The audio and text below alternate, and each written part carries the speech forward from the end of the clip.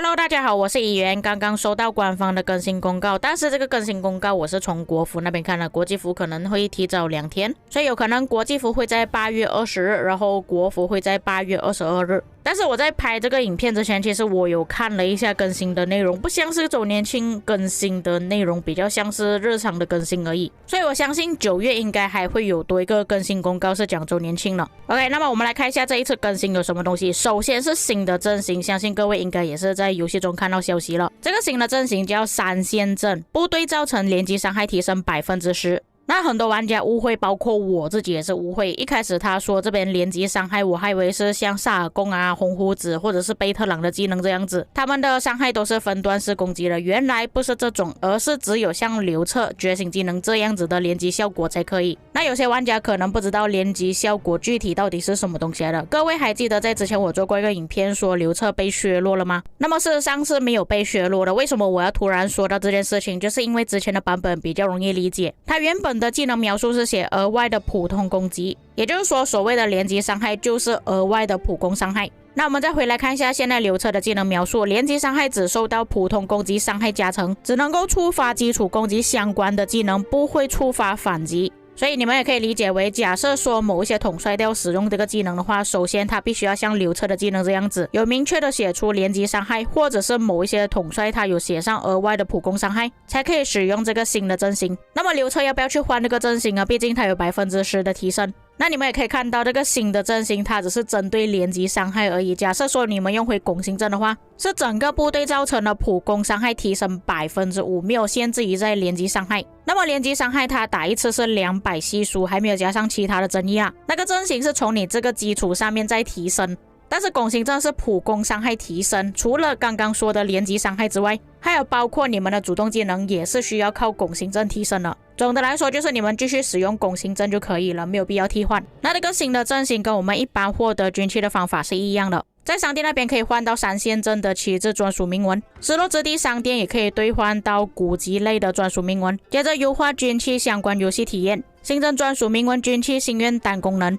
这个在之前就已经有说过了，就是某一些玩家他一直拿到指定部位的专属铭文，他没有办法获得其他部位的，所以就出现了这个功能。你们可以当做是定轨啊，就是你选择好了那个部位的专属铭文之后你开到的时候就会拿到那个部位。优化专属铭文军器保底机制，就是你开到了多少个专精都会显示在上面。因为我看到有不少玩家其实开到了蛮多的专精铭文，但是他也不确定这个是什么时候开的，还有距离多少次的专精铭文才可以获得专属。所以之后可以直接在游戏中看到你获得了多少次的专精铭文，有多少次可以拿到专属。不过它是以心愿值的方式来显示，累积9点的心愿值之后，当那个阵型下一次获得专精铭文的时候，就会自动转换成专属铭文，接着心愿值将会被清空。在版本更新一定时间之后，系统将会根据玩家各阵型所获得的专属铭文的累积次数记录，通过邮件补发对应类别的数量，还有转化道具。那个道具可以把你们现在获得的专属铭文转化为该阵型的其他类别专属铭文。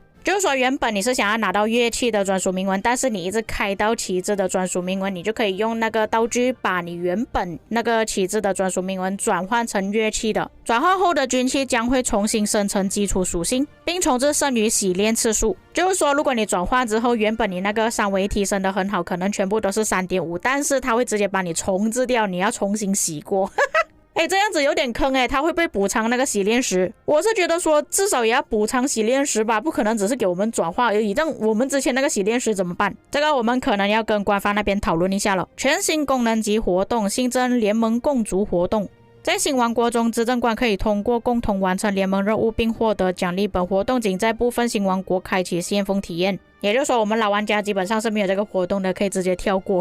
新增了对应语言聊天频道，相邻王国相同游戏语言的执政官可在同频道中交流，该功能仅在部分王国开启先锋体验。这个其实国服应该用不到吧，大家都是用中文的，我觉得这个应该是用在国际服啊，只是他们懒惰去改这个更新公告，所以就直接搬去国服那边，我个人觉得是这样啦基本上这两个没有什么好讲的，我们看下一个活动及赛季剧本优化。首先是埃及之战的优化，黄金战场新增积分补偿模式，战场中活跃人数不足自动开启，并根据战场内的活跃情况分别提升骆驼商队的刷新速度。拜访骆驼商队可获得个人积分，和住房建筑可获得个人积分。它这个提升主要是让那些人数比较少的队伍可以拿到更多的分数，就是说至少给那些人数比较少的队伍有机会胜利啦，还不至于每一次遇到人数比较多比较活跃的情况下就打不过一直输。我个人觉得还是可以啦，它只要不是自动帮我们增加分数都 OK。第二点，优化峡谷争夺战的活动体验。联盟官员报名时，系统将会自动为那些没有设置住房的玩家布置住房阵容。因为我们在报名的时候，其实还是蛮多玩家都不会去设置防守的，每次都要催他们去设置，有一些根本就直接忘记了。虽然是有优化啦，但是我觉得这个活动的存在感是真的还蛮低的，就是我们打的时候其实也没有什么游戏体验。说实话，我有点不太了解这个峡谷争夺战的意义是什么东西，又不能直接打，你只是设置好队伍给他自己去打而已。联盟总动员刷新时间缩短为5分钟，它原本多少分钟啊？原本好像10多分钟左右。优化了第2赛季辽远征途的游戏体验，优化剧本背景图以及部分美术图标，优化失落之地编年史结构。但是它这个是针对 KVK2 而已啊，其他的 KVK 没有受影响。额外增加2个新的章节，通过重伤击杀敌方部队就可以完成任务，同时优化了部分编年史的文字描述，优化了军器连连刮活动动画表现。哈，你更新这个这么贵，你为什么不要提高概率？哈，你与其去弄这些动画，还不如提升一些概率。天哪，我2个账号什么鬼都没有挖出来。玩家可滑动屏幕刮开隐藏区域，获得心仪军器。没有哦，我上次玩2个账号都没有获得心仪的军器哦。最后优化黄金之国活动体验，降低了第16关贪婪的侵扰者的战斗数值。讲真的，这个第16关呢，我真的不懂要怎样讲了。基本上只要你的账号不是特别强，没有更好的装备军器统帅的话，你是没有办法拿到100%的。而且只能挑战1次而已哦，不能再重复打，我都不懂怎样设计的。有人的玩家都不懂发生什么事情，直接去打然后输掉了。他这边说会调整，我就看第16关之后的强度怎么样。其他优化社交好友功能，新增了好友备注、拒绝好友申请、好友分组等功能。那其实这个聊天室的功能呢，在很早之前就已经有跟官方反馈了，他们是直到现在才更新了。优化了战报合并功能，合并战报可以被收藏了，之前是不能的。大地图新增工程行为标志显示，当玩家攻击据点或建筑时，目标上方将会显示工程图标，以区分攻击目标。因为我们在之前打仗的时候发现到，其实我们在拉队伍很容易攻击到建筑物。那其实我跟官方反馈的说法是叫他不要给那个灵敏度这么高，因为我们只是瞄准部队，它会自动吸过去打建筑物。我是没有想到他们的解决方案就是你攻击到建筑物的时候就会出现不同的图标。那其实我想说，我不是不知道我攻击到建筑物，主要是我不想要让它这么容易触发到建筑物攻击。那其实它这个更新增加图标，我觉得没有什么太大用处了。优化了统帅技能重置功能。哈，这个就是我们等了很久的重置功能吗？对已经觉醒的统帅也可以使用道具重置技能。 OK， 等一下，他这边写优化统帅技能重置功能，我觉得他只是重置技能而已，而不是退还金头诶。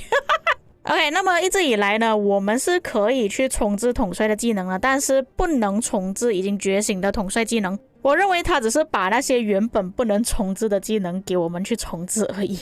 而不是真的退还金头。因为如果真的可以退还金头的话，我相信他这边的描述就不是这样子了，而且他这边是写优化而不是新增。而且重置统帅技能可以退还金头这么大件事情呢，既然没有限制次数，这个更加不可能。所以我觉得各位不要抱太大希望啦，这个应该不是退还金头的。优化集结战斗的游戏体验。执政官在联盟战争中看己方集结据点或建筑被攻击时，己方部队的队长和推荐的兵种。这个只是小更新而已，不是很重要。增加了对征服赛季剧本报名活动的等级限制，只有市政厅等级达到25等级的执政官才可以进入剧本报名。是不是也就意味着我们那些25等级以下的小号的战力不会计算在内了？如果是这样的话，可以减轻一些王国战力的负担了，他们的战力就不会提升到这么高，比较容易匹配到更适合的对手。那么以上就是这一次的更新公告了，各位也可以发现到这一次的更新是完全没有提到活动内容，所以有可能就像我一开始所说的，会有2次更新，除了这一次更新之外，还有另外一个是周年庆的更新会在下个月出现。这一次的更新算是中途出现的一些小更新吧，有一些内容需要更新啊，还有包括军器的更新。至于各位在看了之后有什么感想，可以在评论区给我知道。以上就是本期内容，我们下个影片再见。